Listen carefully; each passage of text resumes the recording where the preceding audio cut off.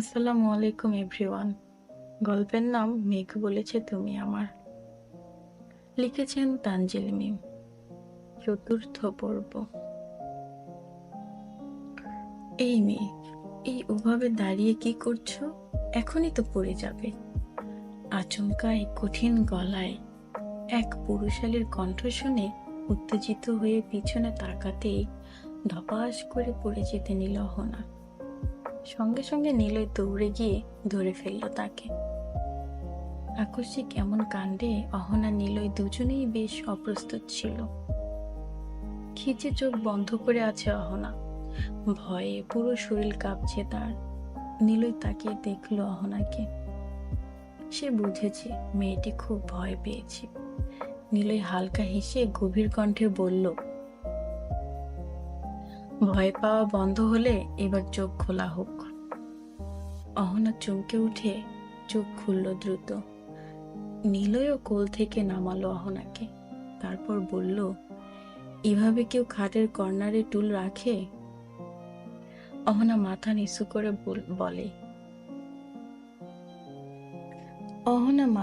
করে বলে I am sorry.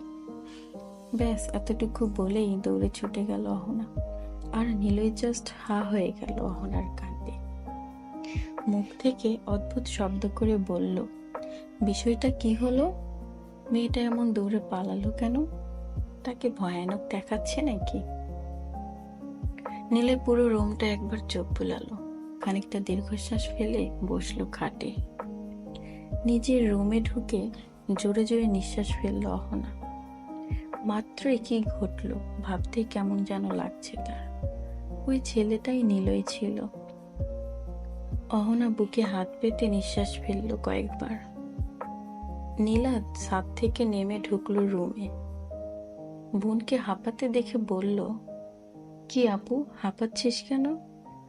মাথা ঘুরিয়ে তাকালো অহনা, বলল, না কিছু হয়নি, অনেক দ্রুত দ্রুত কাজ করলাম না, তাই একটু হাঁপিয়ে গেছি। নীলে ভাইয়াকে দেখেছিস আপু? মাথা নাড়িয়ে না বলে অহনা। বোনের ইশারা দেখে ক্ষীণ স্বরে বলল নীলা। কি দেখিসনি? আবারও মাথা নাড়ায় অহনা। ভাইয়া দেখতে খুব সুন্দর আপু, কি ফর্সা, আহিয়ান ভাইয়ার থেকেও ফর্সা। মাথা ভর্তি সিল্কি চুল, ইস কি সুন্দর। অহনা কিছু বলে না, চুপ করে রয়। অহনার মা এসে দরজায় নক করলেন। অহনা নীলা দুজনেই ঘুরে তাকালো সেদিকে। দুই মেয়ে তাকাতেই বললেন অহনার মা, রুমে বসে কি করছিস দুজন? দ্রুত আয়, ওনারা তো এসে পড়েছে, তোদের দুজনকে দেখতে চাইছে। অহনা নীলা দুজনেই একে অপরের দিকে চাওয়া চাই করে বলল, তুমি যাও, আমরা আসছি মা। অহনার মা শুনলেন, মেয়েদের তাড়াতাড়ি আসতে বলে ছুটে গেলেন নিচে। মা যেতেই অহনা নীলা দুজনেই নিজেদের গায়ের ওড়নাটা মাথায় দিয়ে আস্তে আস্তে চলল নিচে। সিঁড়ি বেয়ে অহনা আর নীলা নিচে নামতেই নিচে বসে থাকা সবার দৃষ্টি আসলো ওদের দিকে। অহনা নীলাও হালকা মুচকি হাসলো তাতে। এগিয়ে গেল নীলের বাবা মায়ের দিকে। কাছাকাছি যেতেই অহনা নীলা দুজনেই সালাম দিল নীলের বাবা মাকে। ওনারাও সালামের জবাব দিয়ে মুচকি হাসলেন। নীলের বাবা বললেন, মাশাআল্লাহ শরীফ, তোর মেয়ে দুটো দেখতে কিন্তু অনেক সুন্দর। হাসলেন শরীফ, খানিকটা ভাব নিয়ে বললেন, দেখতে হবে না কার মেয়ে? হাসলেন আফজাল হোসেন। শরীফ আরো বলল, খালি কি আমার মেয়ে দুটোই সুন্দর? তোর ছেলে কিন্তু আমার মেয়েদের থেকেও মাশাআল্লাহ দেখতে আরো সুন্দর। সেই কি পুচকে দেখেছিলাম, সত্যি সময় কত দ্রুত ছুটে গেল তাই না? তার বলতে তোর মেয়েকেও তো সেই পুচকে দেখেছিলাম। নীলাকে তো দেখেইনি মনে হয়। তাও দেখ, আজ তোর মেয়ের বিয়ের উপলক্ষে আসা হলো। এবার অহনার দাদু বললেন, এবার না আসলে আমেরিকা গিয়ে তোর পিঠের চামড়া উঠিয়ে দিতাম। আমার আগের দুই নাতনির বিয়েতে আসিসনি, এবার না আসলে।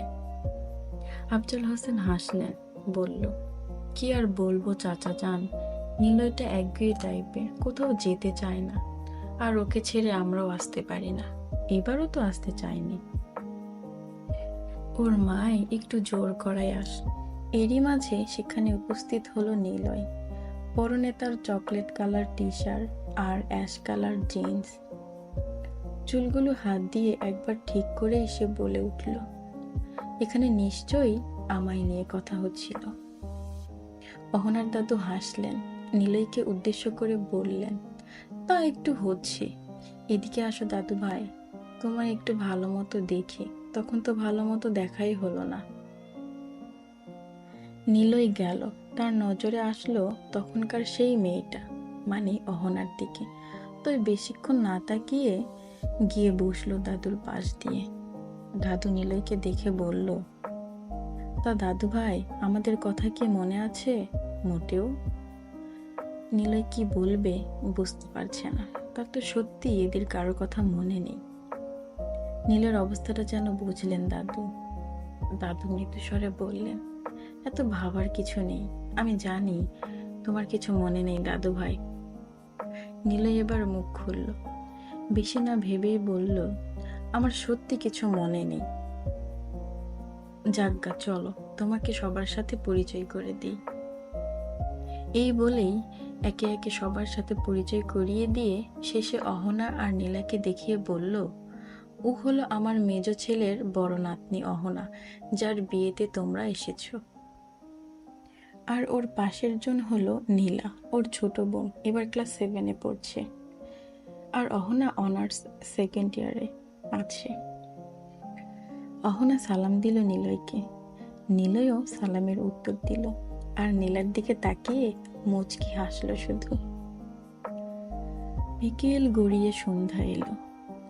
লাল লাল রঙে রাঙিত হচ্ছিল প্রকৃতি।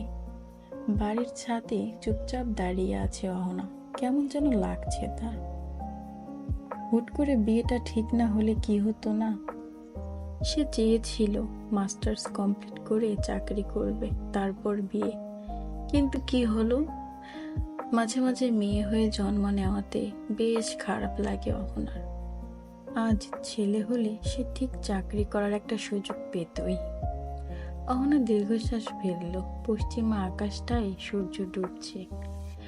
গ্রামের দূর কোলার মাছ দিয়ে রাখাল গরু নিয়ে বাড়ি ফিরছে। ফারুক চাচাও তার ট্রাক্টর চালানো শেষ করে কাদায় মাখো মাখো হয়ে বাড়ি ফিরছেন। চাচি আজও নির্ঘাত চাচার সঙ্গে চেঁচাবে।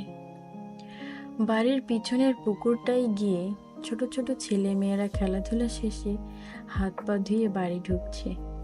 এদের মধ্যে নীলা আর জহিরও আছে। আকাশপথ বেয়ে পাখিরা ছুটে যাচ্ছে। মাগরিবের আজান দেওয়াও শেষ হলো মাত্র। অহনাকে ঘরে যেতে হবে, নামাজটা সেরে ফেলতে হবে আগে, নয়তো মা বকবে। অহনা রুমে যাওয়ার উদ্দেশ্যে পা রাখতেই এক ভারী কণ্ঠ কানে এলো তার। কেউ বলল, তুমি তখন ওইভাবে দৌড়ে পালালে কেন? আমার চেহারা দেখে ভয় পেলে নাকি? অহনার পা আটকে যায়। দৃষ্টি গিয়ে থামে নিলয়ের মুখের দিকে। পর মুহূর্তেই দৃষ্টি সরিয়ে মাথা নিচু করে খানিকটা কাঁপা কাঁপা স্বরে বলে, না, ভয় পাবো কেন? তাহলে দৌড়ে গেলে যে? না মানে, বুঝেছি আমি। লজ্জা পেয়েছিলে নিশ্চয়ই। অহনার গাল লাল হয়ে উঠল। তখনকার থেকে এখন বেশি লজ্জা লাগছে তার। এভাবে কেউ বলে? অহনা কথা বেশি না বাড়িয়ে বলল, আমাকে যেতে হবে। ঠিক আছে, যাও। অহনা দাঁড়ালো না, দ্রুত চলে এলো ওখান থেকে। নিলয়ের কেন যেন অহনার কাণ্ডটাই বেশ হাসি পেল। সে হেসে উঠল। সে বুঝেছে অহনা বেশ লজ্জাবতী মেয়ে। বিদেশি মেয়ে আর দেশীয় মেয়েদের মাঝে বোধ হয় এখানেই তফাৎ। নিলয়ের বিষয়টা বেশ ভালো লাগলো। সে আনমনেই ফট করে বলে ফেলল, রমণীদের লজ্জা হওয়ার বিষয়টা যেন চমৎকার। গল্পটির পরবর্তী পর্ব পেতে আমাদের চ্যানেলটিতে সাবস্ক্রাইব করুন এবং লাইক, কমেন্ট, শেয়ার দিয়ে পাশে থাকুন। নোটিফিকেশন পেতে পাশে থাকা বেল আইকনে ক্লিক করুন। ধন্যবাদ সবাইকে।